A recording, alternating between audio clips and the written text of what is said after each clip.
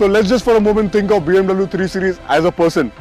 It definitely would be sweating bullets right now and would be really anxious because it has set such high standards for itself and there are so much of expectations from the new 3. And for that reason, BMW have played very safe with it. It has stuck with the formula of rear wheel drive and with a happy driver at the wheel, and I always kept delivering that generation after generation. So now I am having both the F30 as well as the F30 LCI behind me. How to differentiate between the two? It's pretty simple. Well, if the Corona rings are actually going towards the grille, then it is the F30 LCI. Otherwise, it is the pre-LCI. So yeah, just like the front, the back remains almost unchanged. The only visual differentiation factor are these LED tail lamps which are there in the LCI version. So what does the F30 LCI feel like? Let's find out.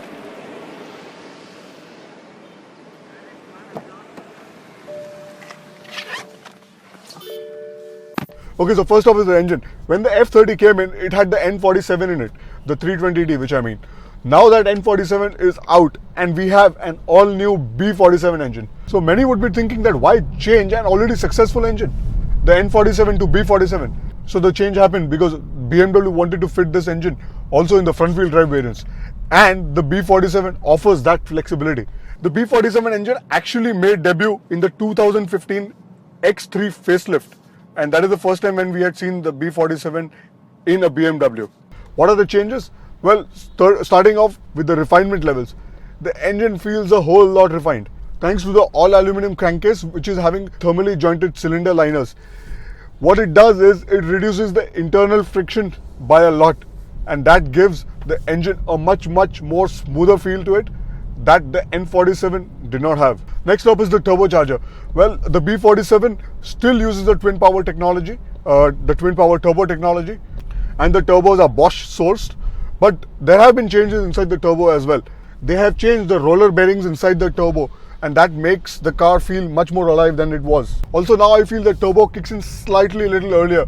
Previously it was in the range of 1750 RPM, but now it just kicks in right over 1500 RPM, which actually reduces the lag, which was anywhere very less in the older N47 to absolutely minuscule levels. To put in numbers now, the 320D has 190 horsepower now, which is 6 more than the previous, and 400 Newton meters of torque.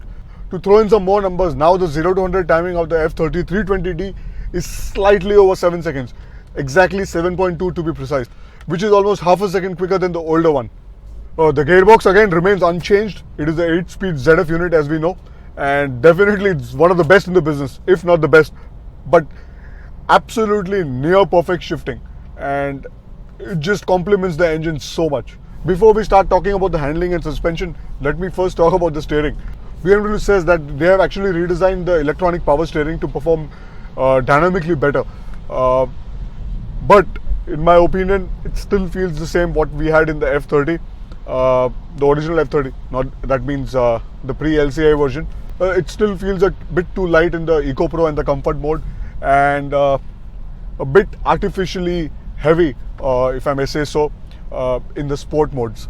But definitely this steering system is much better than the C-classes or probably the A4 also.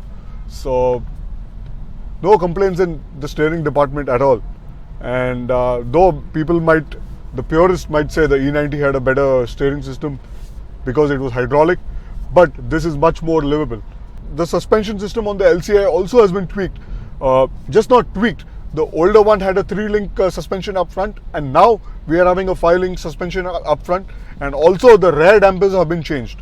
The handling seems spot on, especially in this M Sport trim, and not only because of the suspension setting, but also because we are running a staggered setup. We are running on 18s and 225 up front, 255s at the rear. Yes, 255s at the rear, but does it make a difference? Let's find out. So back in 2012, when the BMW introduced the F30, a lot of customers like me, as well as the critics, actually complained about the rear bouncy suspension. We have both the LCI as well as the pre-LCI here, and we have devised a test, which is the expansion joint test. So what we're going to do is, we're going to drive both these cars simultaneously over the same bad patch of expansion joints on a flyover which I travel daily. just to find out whether the F30 LCI has taken care of that issue. Let's find out.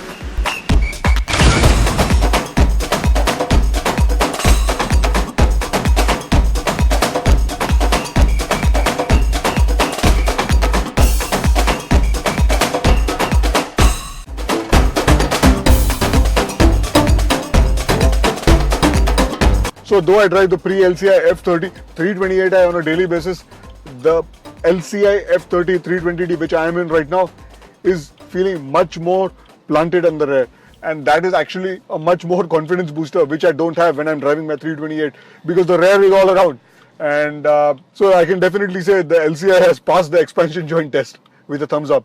So for those of you who are still confused about the buy decision of whether to go in for the 320D or not, or maybe the C-Class or the A4, we have this short segment right here for you. Okay, so for those of you who are still confused whether to go in for the F30 LCI or not, we are going to perform a quick SWOT analysis on this one. Okay, so starting off with the strengths. The engine and the gearbox combination for the F30 LCI in India, the N47 and the 8-speed ZF is definitely one of the major strengths for the 3 Series. Next up is the handling. With the updated and the retweaked suspension, it definitely becomes a great strength for the 3 Series in India. And the rear wheel drive fun. The A4 being a front wheel drive is definitely no comparison when it comes to the fun factor.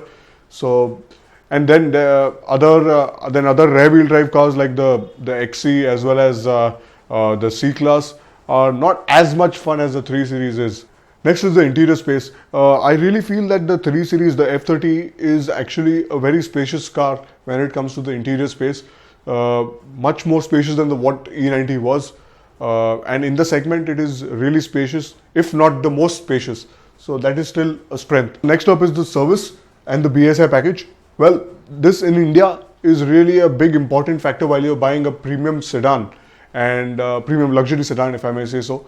So the service for BMW in India has been stable and always had, we've heard good things about it. So it is definitely a strength, and coupled with the BSI package, it becomes a stress-free ownership for the owners who want to have a BMW in their stable. Okay, so next up are the weaknesses. I feel the pricing, the M Sport especially, is priced too high. And at that price, I seriously think they could have offered the M Adaptive suspension as well for the M Sport, which is not being offered sadly. So that becomes a weakness, the price for the M Sport, because that is the good trim. The second weakness which I could point is the reverse camera. Back in 2012 when I bought the F30 328i, that had a reverse camera. And now with the LCI in the top model with the larger iDrive, sadly there is no reverse camera and it definitely becomes a weakness.